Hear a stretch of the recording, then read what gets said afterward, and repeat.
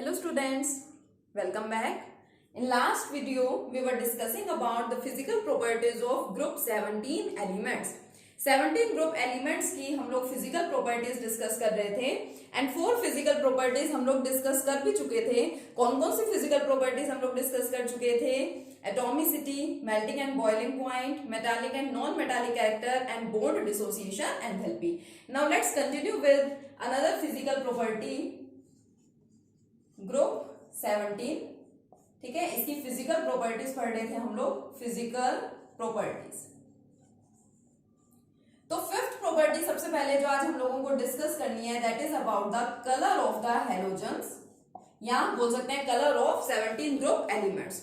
जो हमारे 17 ग्रुप के एलिमेंट्स हैं, मींस जो हमारे हेलोजन्स है, कौन कौन से हैं halogens? Fluorine, chlorine, bromine, iodine and astatine. ये जो हमारे हेलोजन्स हैं, ये सारे के सारे क्या होते हैं? कलर्ड होते हैं. किसी का कलर येलो है, किसी का कलर ग्रीनिश येलो है, but main point is all these are coloured. अब कोई भी सब्सटेंस, चाहे एलिमेंट है कोई भी, किसी कंपाउंड की बात कर लीजिए, किसी के भी अगर आप कलर की बात करते हैं, तो कलर का मेन रीजन होता क्या है? कोई भी एलिमेंट आपको कलर्ड फॉर्म में क्यों दिखाई देता है, या कलर वहां पे आप क्यों ऑब्जर्व करते हैं? It is only due to the excitation of electrons. Electrons का क्या होता है? एक्साइटेशन होता है, और उसी की वजह से आप लोग कलर ऑब्जर्व करते हैं. बहुत सिंपल से तरीके से मैं आपको एक्सप्लेन करूंगी. यहाँ पे सपोज हम लोगों के पास कोई एटम है, ये मान लीजिए मैंने 3 शेल्स या 3 ऑर्बिट्स क्या के रिप्रेजेंट कर दी उस पर्टिकुलर एटम के लिए. सेंटर में कौन है? न्यूक्लियस है हैविंग पॉजिटिव चार्ज. जो फर्स्ट ऑर्बिट है, लेट अस सपोज कि फर्स्ट ऑर्बिट के अंदर प्रेजेंट है 2 इलेक्ट्रॉन्स एंड सेकंड ऑर्बिट में प्रेजेंट है ओनली 1 इलेक्ट्रॉन. थर्ड ऑर्बिट के अंदर कोई भी इलेक्ट्रॉन प्रेजेंट नहीं है. वैसे हम लोगों ने पढ़ रखा है कि जैसे मान लीजिए सिर्फ 2 ऑर्बिट के अंदर इलेक्ट्रॉन्स प्रेजेंट है, तो हम लोग सिर्फ 2 ऑर्बिट्स ही बनाते हैं, थर्ड ऑर्बिट को हम रिप्रेजेंट नहीं करते. लेकिन मुझे आपको यहाँ पे एक्साइटेशन समझानी है कि एक्साइटेशन होता क्या है, इसलिए मैं यहाँ पे थर्ड ऑर्बिट भी शो कर रही हूँ, which is completely vacant here, जिसके अंदर कोई इलेक्ट्रॉन प्रेजेंट नहीं है.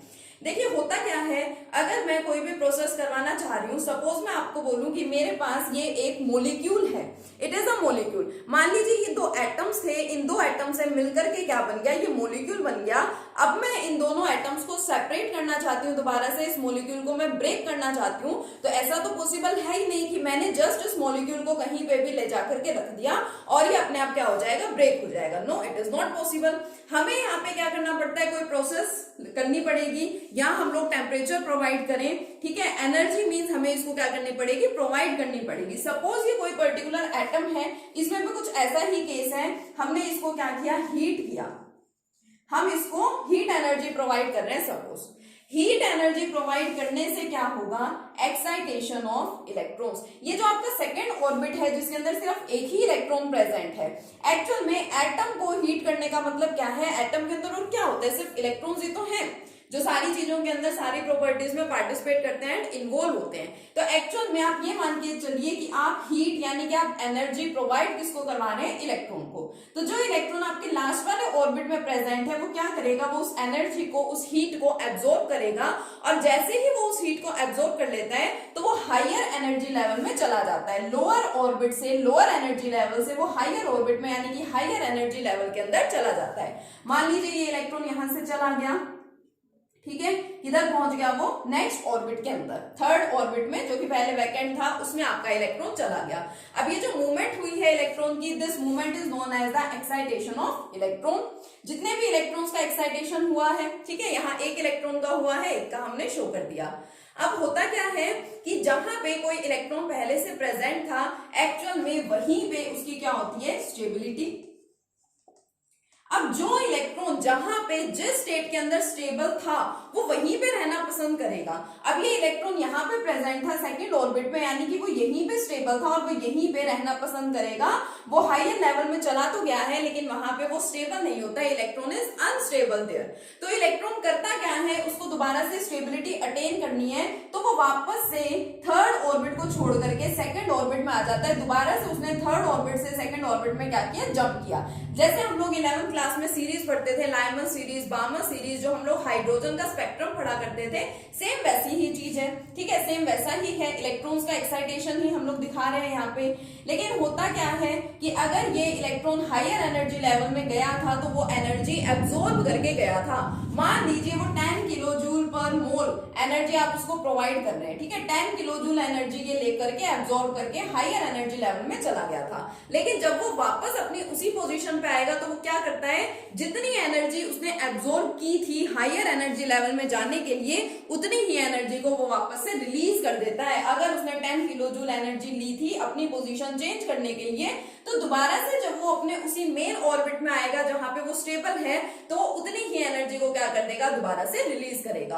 और जब भी इलेक्ट्रॉन्स एनर्जी का रिलीज करते हैं, एनर्जी को ट्रांसमिट करते हैं, तो इट मींस वो वहां पे कलर भी शो करते हैं, कलर वहां पे ऑब्जर्व किया जाता है। तो जो कलर है वो सिर्फ इसी वजह से है, एक्साइटेशन की वजह से।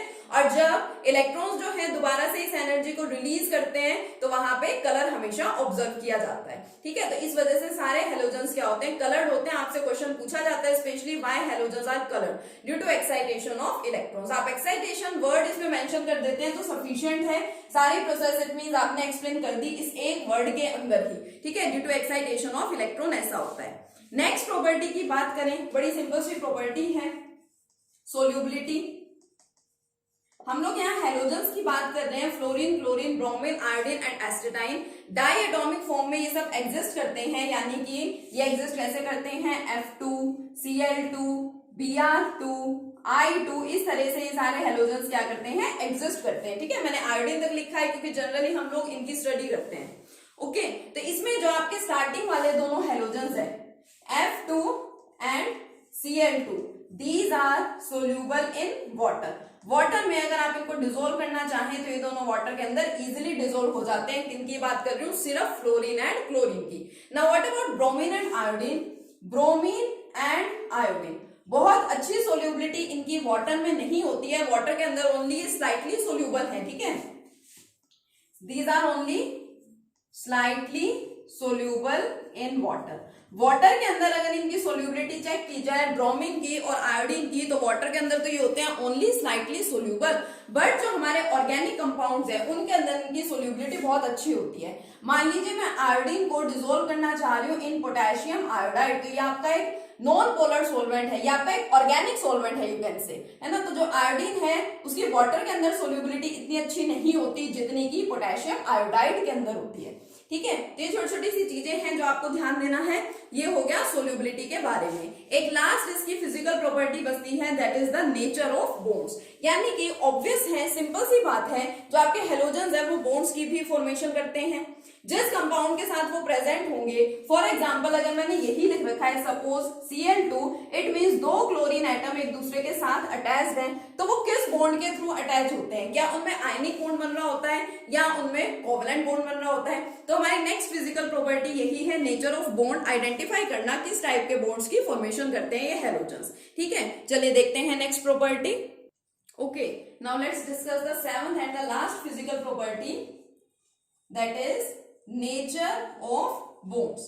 किस टाइप के बॉन्ड्स की फॉर्मेशन हेलोजन करते हैं। देखिए मैं आपके सामने दो एग्जांपल यहां कंसीडर कर रही हूं। First one is sodium chloride and second one is hydrogen chloride. Sodium chloride का नाम लेते ही आपको पता चल जाता है कि इसके अंदर कैसा बॉन्ड प्रेजेंट होता है, ionic bond, complete transfer of electron से बना है। सोडियम अपना इलेक्ट्रॉन कंप्लीटली क्लोरीन को दे देता है और क्लोरीन इलेक्ट्रॉन कंप्लीटली सोडियम से ले लेता है, तो आयनिक बॉन्ड की यहाँ पे फॉर्मेशन होती है। हाइड्रोजन क्लोराइड के अंदर शेयरिंग होती है इलेक्ट्रॉन्स की, यानी कि कोवेलेंट बॉन्ड की फॉर्मेशन हुई है। अब कई बार बच्चों को यहाँ पे कंफ्यूजन होती है कि H positive and Cl negative की तरह से ये सब्सटेंस एग्जिस्ट करता है, इसमें आयंस प्रेजेंट है, तो फिर इस वजह से जो आपका हाइड्रोजन क्लोराइड है इसके अंदर आयनिक बॉन्ड होना चाहिए, लेकिन ऐसा नहीं है। जो बॉन्ड एक्चुअल में बना था वो तो शेयरिंग की वजह से बना था। देखिए हाइड्रोजन के आउटरमोस्ट शेल में 1 इलेक्ट्रॉन एंड क्लोरीन के आउटरमोस्ट शेल के अंदर 7 इलेक्ट्रॉन्स। इसको स्टेबल होने के लिए अपना ड्यूप्लेट कंप्लीट करना है, बट इसके पास सिर्फ एक ही इलेक्ट्रॉन है। इसको स्टेबल होने के लिए अपना ऑक्टेट कंप्लीट करना है, तो इसके पास जस्ट 7 इलेक्ट्रॉन्स है। तो ये दोनों अपने एक एक इलेक्ट्रॉन को लेके आते हैं, अपने एक एक इलेक्ट्रॉन की शेयरिंग करते हैं, जिस वजह से ये देखिए हाइड्रोजन का यहाँ पे ड्यूप्लेट कंप्लीट हो गया था और क्लोरीन का यहाँ पे क्या कंप्लीट हो गया था, ऑक्टेट। ये जो बॉन्ड बना है, this bond is known as the covalent bond. Charges यहाँ पे अराइज होते हैं no doubt, but it is only due to the electronegativity difference between hydrogen and chlorine atom. Hydrogen और क्लोरीन एटम दोनों में आपको पता है इलेक्ट्रोनेगेटिविटी डिफरेंस है। क्लोरीन इज हैलोजन, हैलोजन की इलेक्ट्रोनेगेटिविटी बहुत ज्यादा होती है, तो क्लोरीन क्या करता है, हाइड्रोजन के इलेक्ट्रॉन्स को अपनी तरफ खींचने की कोशिश करता है, अपनी तरफ अट्रैक्ट करता है, जिस वजह से हाइड्रोजन एंड क्लोरीन पे पार्शियल चार्जेस डेवलप होते हैं। एक्चुअल में हाइड्रोजन पे डेवलप हुआ था partial positive charge and chlorine पे डेवलप हो जाता है पार्शियल नेगेटिव चार्ज। तो एक्चुअल में ये जो चार्जेस हैं ये पार्शियल होते हैं, these are not complete charges, तो इसलिए हम लोग इसको आयनिक बॉन्ड या आयनिक कंपाउंड ये नहीं बोल सकते। तो यहाँ हमें दिखाई दे रहा है, देखिए क्लोरीन बॉन्ड है आपका हेलोजन है, यहाँ भी क्लोरीन हेलोजन, यहाँ भी क्लोरीन हेलोजन, यहाँ पे इसने बना रखा है आयनिक बॉन्ड, यहाँ पे इसने बना रखा है कोवेलेंट बॉन्ड। तो यानी कि हम लोग क्या बोल सकते हैं, halogens are involved in the formation of both ionic as well as covalent bonds. जितने भी आपके हेलोजन्स होते हैं, ठीक है, वो क्या करते हैं, वो दोनों टाइप के बॉन्ड्स की फॉर्मेशन कर सकते हैं, आयनिक बॉन्ड भी और कोवेलेंट बॉन्ड भी।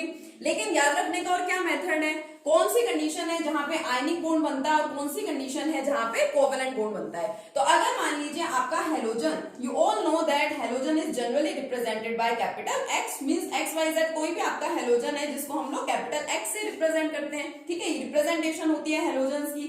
तो अगर आपके पास है हेलोजन और वो अटैच्ड है first and second group elements के साथ, फर्स्ट ग्रुप जो आपका एल्कली मेटल ग्रुप होता है और सेकंड ग्रुप जो आपका एल्कलाइन अर्थ मेटल ग्रुप है, तो हेलोजन जब फर्स्ट और सेकंड ग्रुप के एलिमेंट्स के साथ प्रेजेंट होता है तो वो बनाता है आयनिक बॉन्ड। लेकिन जब जो हेलोजन है आपका वो फर्स्ट और सेकंड ग्रुप के अलावा और किसी भी ग्रुप के एलिमेंट के साथ अटैच होता है तो वो इन्वॉल्व होता है कोवेलेंट बॉन्ड की फॉर्मेशन में। ये पॉइंट आपको अच्छे से ध्यान रखना है। अभी आपके माइंड में ये भी डाउट अराइज होगा कि जो हाइड्रोजन है वो तो फर्स्ट ग्रुप में होता है, तो फिर उसने यहाँ पे कोवेलेंट बॉन्ड क्यों बनाया।